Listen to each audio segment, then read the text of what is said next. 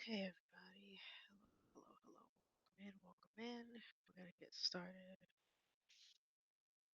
fairly shortly here.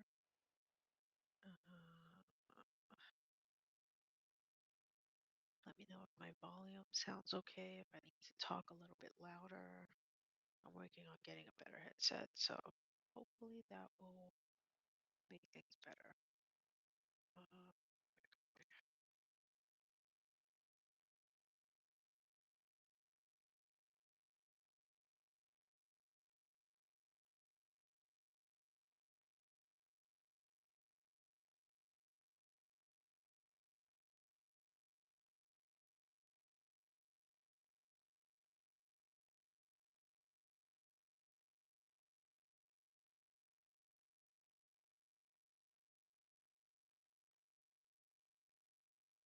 Uh, let's see.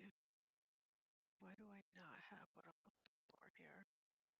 We'll get started in about 1 minute. I'm doing things a bit differently today. I'm going to do the names first of who's featured in this month's monthly recap, our first live, and then I'm going to invite a guest on, and we're going to show you something that's going to be pretty awesome, and I'm really excited about it.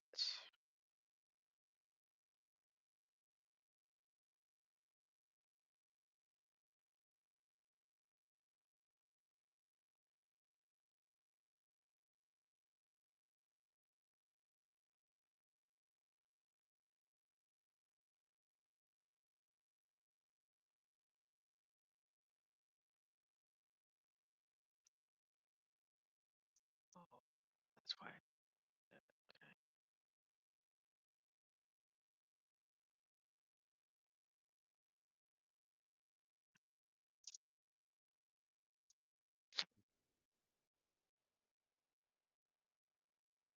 Oh, what we got over here? You don't need to see that.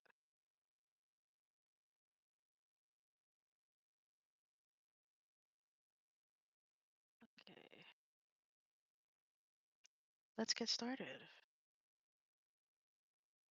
I'm still working out the kinks on how to make this work, so you'll have to excuse me. Flip the camera around.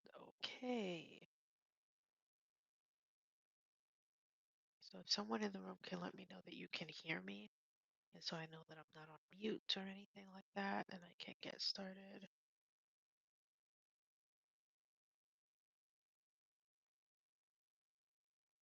Yes? Okay, I'm assuming the heart means you can hear me.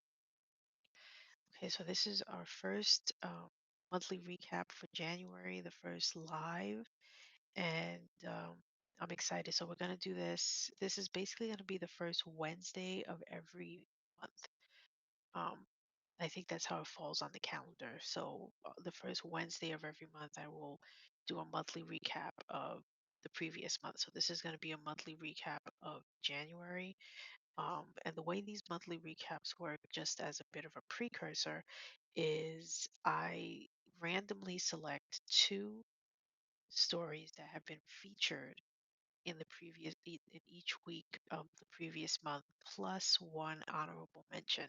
So if you do the math, that's 5 weeks times three, so that's 15 stories. In addition to that, I select 10 brand new stories that you have not seen featured in the past month. So in fact, it's 25 altogether. Um, what I'm considering the featured stories for each monthly recap are 15 of them. So I'm going to be saying as my usual thing, the title, the name of the writer, and the name of their publication. And then after that, I'm going to be inviting a host on, and we're going to be collaboratively discussing some really cool and new thing I want to show you guys for Top and Fiction. Okay. So here is the Top and Fiction monthly recap number one. These are stories that have all been written between December 28th, 2024 and January 31st, 2025.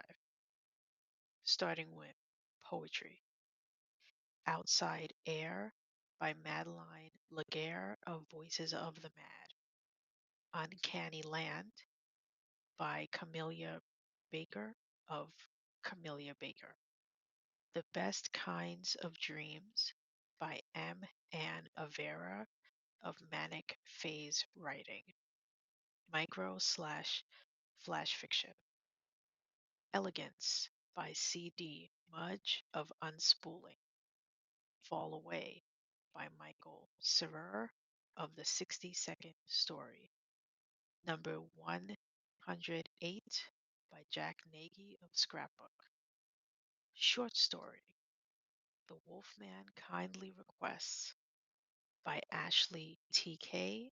of Ashley T.K. Sweet Bloody Sugarcane by N.J. of Consume the Blog. A Woman Scorched by Joe Taylor of Characteristically Speaking. Arrival at Proxima B by Red Oscar of Red Oscar Writes. The Trials of Mrs. Oakwood by Elisabeth Grace Foley of The Second Sentence. Slow Hands by Josh Tatter of Josh Tatter Has Thoughts. The Gift by Kanwar P.S. Plaha of All Rights Deserved. Serial. Maybe There Isn't a Good Answer, Mercy Chapter 1 by Jenny Robertson of Mercy, Maine and Me. Children of the Cold by Lucas James of The Wanderer. Okay, so those are the 15 featured stories that will all um, get their medallion when I send out the post in a couple of hours from now. So now I'm going to try something new for the first time and invite someone onto the stream. Hopefully this works. Okay, let's see if this works.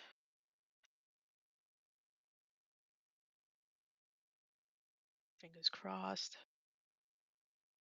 I think it's working. Yay! Hey, there's a little delay there. I'm on the There's a other little side of the delay. coast, so yeah. Okay. Can you hear Hey, me okay? I can hear you perfectly. Um, Okay, so everybody, this is Christopher of Mark of the Brand. And um, I actually found out about Christopher because of Garen, who did 12 Days of Christmas. So when I saw the images, I was blown away. But then when I was like, oh, this person's on Substack, I can I could slide into his DMs, as they say, and, and figure out how I can reach out via email and say, so I've got this idea. Do you think you could help me out? And Christopher was more than you know, available within like I would say a couple of days or even a day. You reached out to me immediately and said, let's have a meeting. Um, and we've been meeting once a week ever since. I think I said, I'm going to miss you once this is done because I'm like, I need this once a week meeting with you to kind of, tell you what I'm thinking and what I'm planning aside from this rebrand. But I've been talking about this rebrand since the end of last year, and it's finally ready. And I wanted Christopher to come on here so that he can show it to you similar to the way that he showed it to me, and hopefully all of you guys will get the same like, wow, that's cool reaction that I got. So no yeah, pressure. no, it was super cool to connect with you. And coming off of the 12 Days of Christmas project, it was really cool to collaborate with you on that as well and see what you're doing for the community on Substack. I'm new to Substack. I came from Twitter. That's been my social media platform for ages. I still call it Twitter, by the way. Yeah, I And think most people do. yeah, but it has changed a lot, and I won't go into why. We But don't need to go there. yeah, I think we all uh, know. yeah. And a buddy of mine, industry buddy, was like, you should really get on Substack. This is sort of what the new thing that everyone's really enjoying. The community's better, and when he told me that right away, I was like, okay, I'm jumping into this. I'm gonna check it out. And it was funny because at some point I must have checked a couple boxes that said to alert everybody on my contact list that I'm on Substack now. So I got a bunch of people being like, "Oh, you're on Substack. Oh, hey. Oh, hey." And one of them was an author on Substack, which is Garen. And she's like, "Hey, actually, you know what? We're doing this thing. Maybe this might be interesting to you." And the second she told me it was horror and the subtitle was Dark Tidings, I was all in. And then I realized, oh, I gotta figure out something simple for 12 days of Christmas. And so I kind of Right. panicked there, but it all worked out. Um, but yeah, then getting a sense of what you're doing for the community coming from Twitter, I started there in like '07. And so it wasn't quick to get involved, to get familiar with people. It took a long time. And Right. Twitter doesn't have, I think, the sense of community and connection that that Substack can give you, where you actually feel like you're really talking to a person, as opposed to Twitter, where you don't get that sense at all. right. And I think a lot of that is too, because on Substack, you not only get to see short posts from people, you get to see their actual written work and get a true sense of their thinking and their style. So absolutely 1,000%. And it was shocking to me when I found out through you in our initial chats that Substack doesn't have a methodology for highlighting authors, for giving them certain spotlights or attention. Right. I And mean, it I just don't want to say they don't have it. I want to reframe okay. and rephrase that to they do. It's just not working properly. So if you were to look at their version of how to find fiction, you won't find fiction there. Right.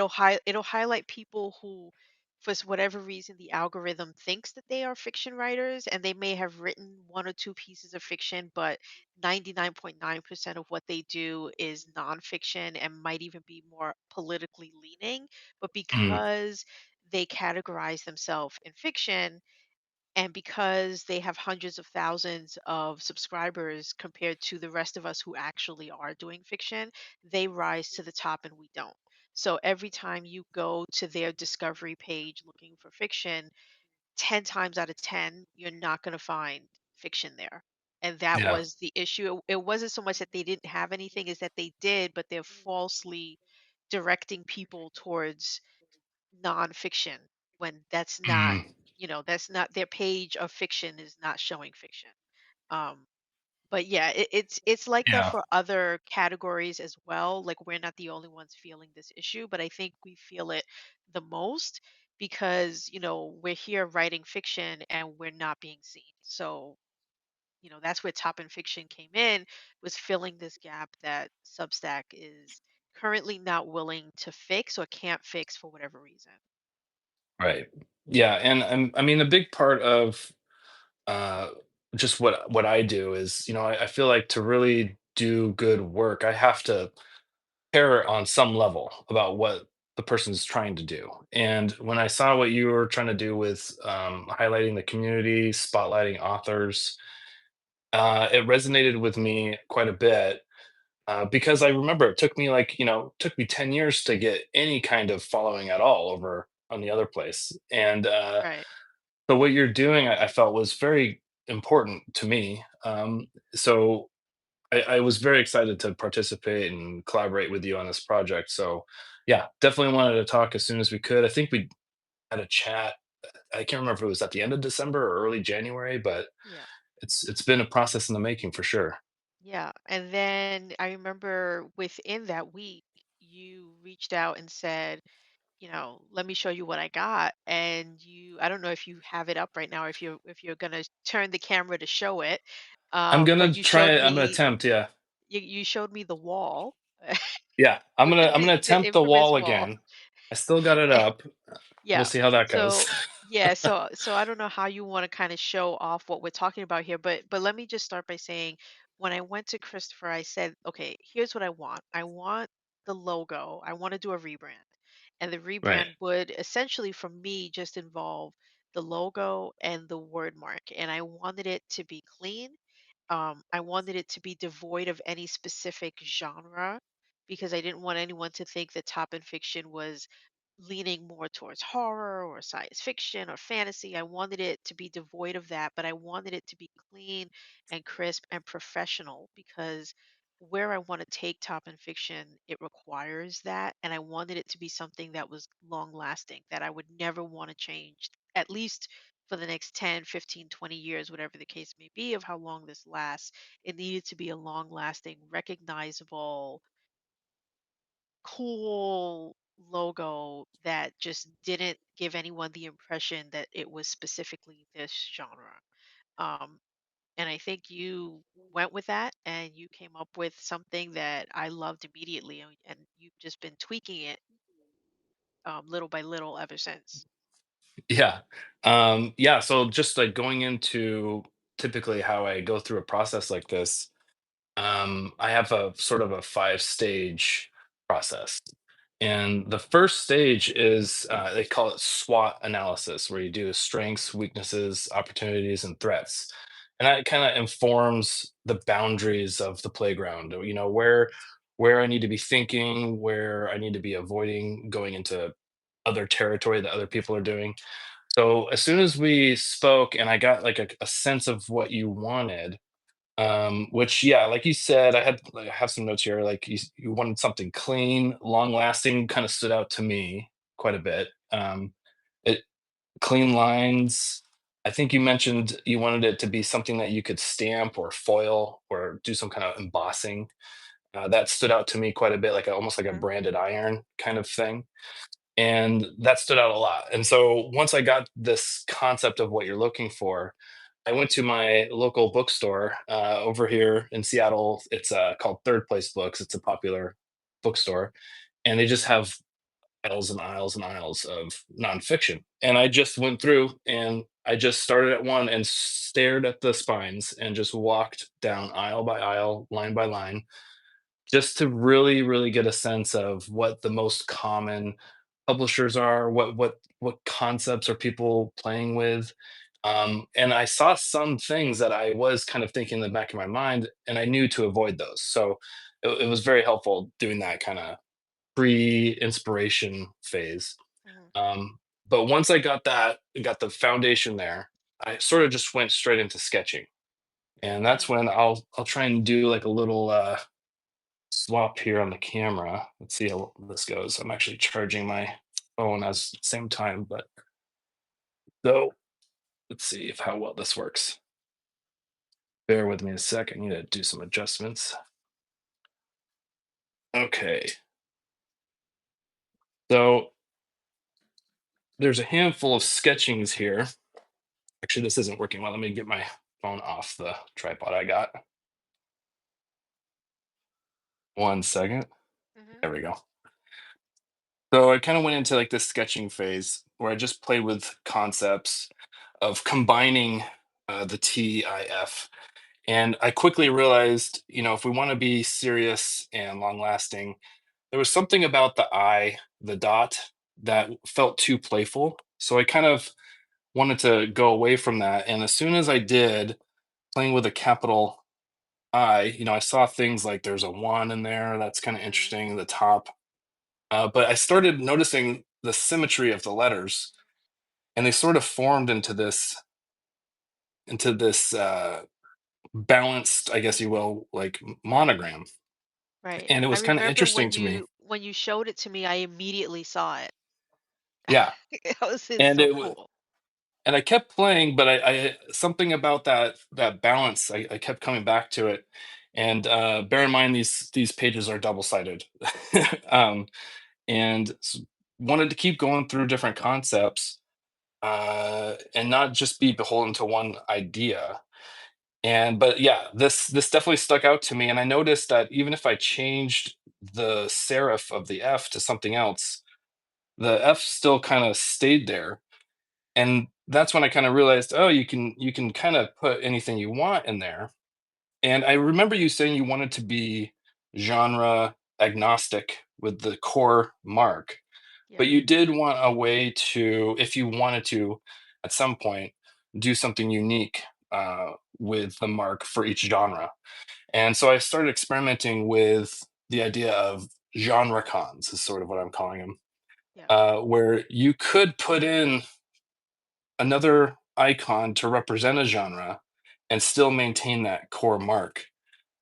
So that's sort of what I presented to you, this idea. And as soon as you signed off on it, that's when I started kind of getting into the nitty gritty details of actually looking at the mark at large scale to kind of get a sense of the balance of it, playing with different variations of the icons. And we quickly realized though we wanted to not inject any sort of color. That was Yeah. a unique realization I think you had, Erica, first was, back to the references of newspaper branding. They don't have colors in the actual branding, and so that was kind of an interesting thing. So we went away from color, um, kept playing. I don't know, it might not be apparent here, all the different pages, but they are different. Yeah. That's I can tell that the eye is different widths and thicknesses and yeah, I mean my eye sees it. The T is getting more curved right. Yeah, on there's the little corners. tweaks. Yeah. And part of the test here is to make sure that the mark still is communicable at a smaller scale, and that kind of dictated a lot of the angles and the widths. But once we kind of nailed down what we wanted to do with the core mark, um, the star here is actually based off of an actual font family of text. And so I checked how that looked with the actual word mark, and I thought, hey, that actually works pretty well. It's nice because the star actually ties well into the actual lettering. But that's when I played with the word mark from that point and made sure that it balanced well with the actual core monogram, Hmm. which was a process because just to get the spacing right, there's lots of little kerning notes here about how to get it nice and tight. Hmm. So it's not like you just type it out. You got to actually play with each individual letter quite a bit, and that's kind of the core brand. So I went into, let's think about genre cons a little bit more.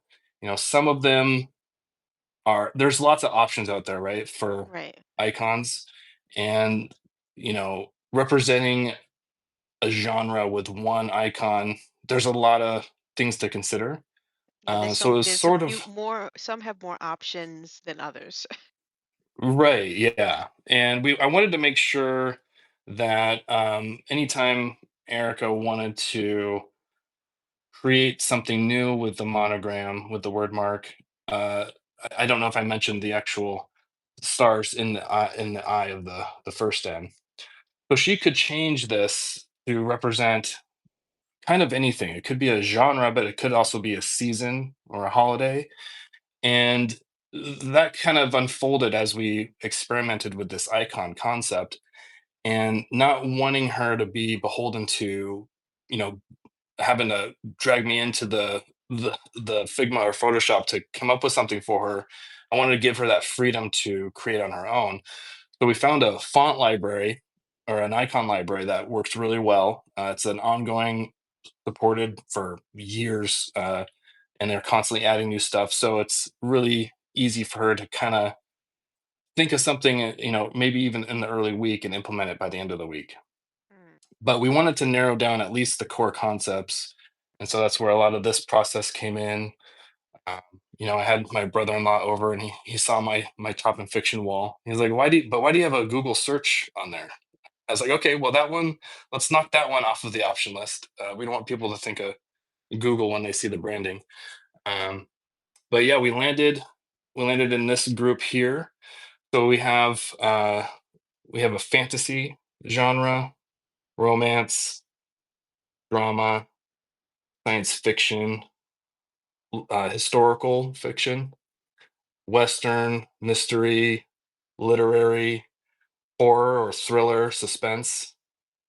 And then we have the seasonal stuff. So we got summer, winter, spring, fall, Valentine's Day, holidays, Easter, Independence, all these different options for her to kind of do what she wants to. And this is sort of insider stuff. She may not actually use these for a while because we want to Yeah. Yeah. get the core.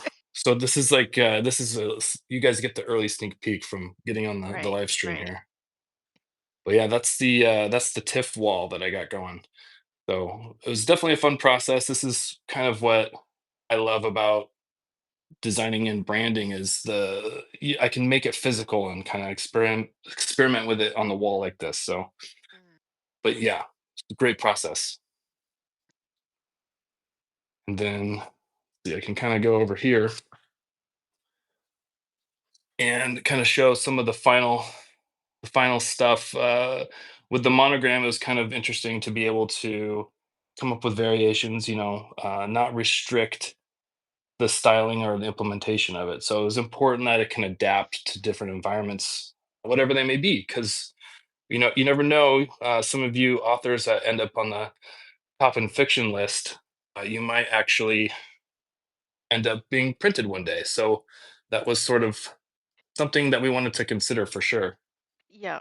'Cause And I I'm gonna am try and going to bring up printing on Monday. So everyone who's here, you might want to show up for that one because I am going to be talking, starting to have discussions openly about a TIFF magazine. That's not going to be its name, but if you want to show them what you just have on the screen there, since it's too late, the cat's out the bag. Um, these are but concepts. These are yeah, this concepts. was a concept, and that Christopher showed. So yeah, the idea is what it would look like on a book. Um, so you never know what might be coming in the future. That might already be in the works, but for now, I can talk about Top in Fiction magazine. Um, which I'll give more information on paid subscriptions and how much and how that all works. But I'm going to start having a more in-depth conversation on that next week, and what that might look like. But I wanted to start somewhere, and for me the start was the brand. And so Christopher, you were um, amazing in getting all this done so quickly.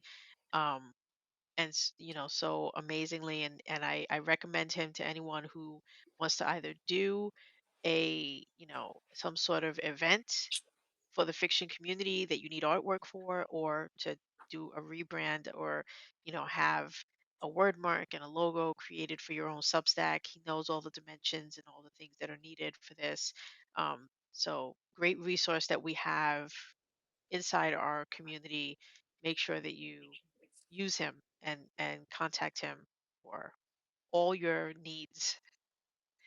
Unless I need him, in which case all you guys are going to have to wait for me to go first. Just unless it involves a rake or a lawnmower or something, then I'm not available.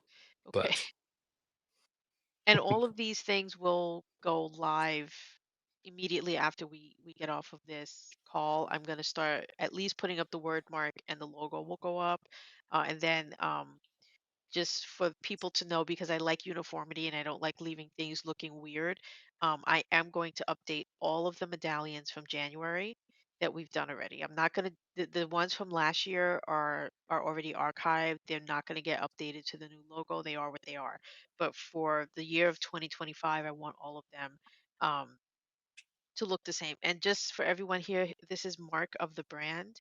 I will make sure that I give you his contact information in the post that goes out later today. If you want to reach out, you can either DM him right here directly on Substack, or you can send him an email. I'll make sure to include his email as well, so you guys can reach out to him. But just look for everything to start getting updated slowly but surely. The banner will get changed. The banner on the PDFs are going to get changed. Everything is going to get changed to what the new logo is. Um, the medallions, because surprisingly enough, it's 125 that I've already, no, actually 140 that I've already done. So, so I have to update 140 of them uh, before and then keep going with them every week. But so, it's only 140. It's not that bad, right? Um, Not that many. So I will update those and I'll let everyone from January who's been featured know that their medallions are now updated and new and they can grab those. Um, Christopher, thank you so much for all of this. I know you and I will stay in touch, certainly in the future, but I want to thank you for coming on here and giving us this little walkthrough. Um, I don't know, do you have I want to say you have a website, but I don't want to lie and say you have a website and you don't. I can't remember honestly. I just I'm like I thinking in my do. head, does he have one? Does he want me to say what his website is? Like, how do you want people to reach out to you? Is it through Substacks DMing or Substack works. Just okay, markofthebrand.com is also good. okay, That's where I'm actually going to be showcasing some of this process. yep, it's still early for me. I launched January 1 of this year. So right. uh, I'm working on all the case studies. And so for now, there's Yeah, just a I'm small put just group so you of, guys know, I'm pushing him to like do some how-tos and do some things. And I think I shared with you some people who are doing something similar so you could get an idea on what yeah, works, what you can put behind a paywall or what you can have out there for free in order to get yourself more work. So I'm pushing him to do this stuff so that he doesn't just come on here and show you the wall, like he can give you more in-depth information in case anyone yeah. wants to try it themselves, or just hire him and let him do it for you with his Yeah, idea. well, I mean, it's important to show that because there's a famous agency in New York that is responsible, for the NBC logo, the Chase logo. Shermayoff and Geisimer is a firm, and one of the founders of that firm had an interesting saying where a good mark should take 2 months but look like it took 2 minutes. And so that's sort of it's inspiring, but it's also, you want people to know what actually goes into the process because you Right, don't want them to think it took 5 seconds. But right, right. so that's a lot of what I'm working on now is case study stuff, including Right. And you and talk I and fiction. met, like I said, every week. You were right there and we talked for easily 30 minutes to an hour just going over my thoughts and ideas and your, what you liked and didn't like about my thoughts and ideas. Most of them you did like. And so it was a months long process. So um all that time and effort. You guys, I will be putting a donation button in the email that goes out today. Any help you can give financially towards paying Christopher for his time for this brand that we have, because I there is a bill to pay for this, and I want to make sure that he gets more than he deserves because it was an effort that I just can't imagine I could have ever created or done. And this is going to be who we are and how we are represented in the community moving forward. I want this eventually to get to the point where we don't even need the word mark, that people are going to see the logo and know exactly what that is and know exactly who we are and what we're doing here. So, um, and that's what you managed to give me in that one logo is I saw it immediately. The T, the I, and the F just stood out immediately, and that was better than I could have hoped for. So thank you so much. Um, Absolutely, Thank you it was everyone who really showed fun. up. This one actually had the most I think we've had so far come to the live. Over 20 people here in the room, so that's pretty awesome. Awesome, I appreciate that's it. awesome. I will be back on Monday next week, whatever. I don't even know what day of the week that is, but I'll be back on Monday. And so thank you You're still everyone for recovering. being You're here. still recovering, right? Yeah, I You were am. I'm out. still trying to get better. So, look for the email in about an hour or two. Look for the logo to be updated within the next like 15 to 20 minutes. And thanks, Christopher. I'll be All right, uh Erica. I'll be messaging you. All right, I'll see everyone. you Thank again. you. Bye.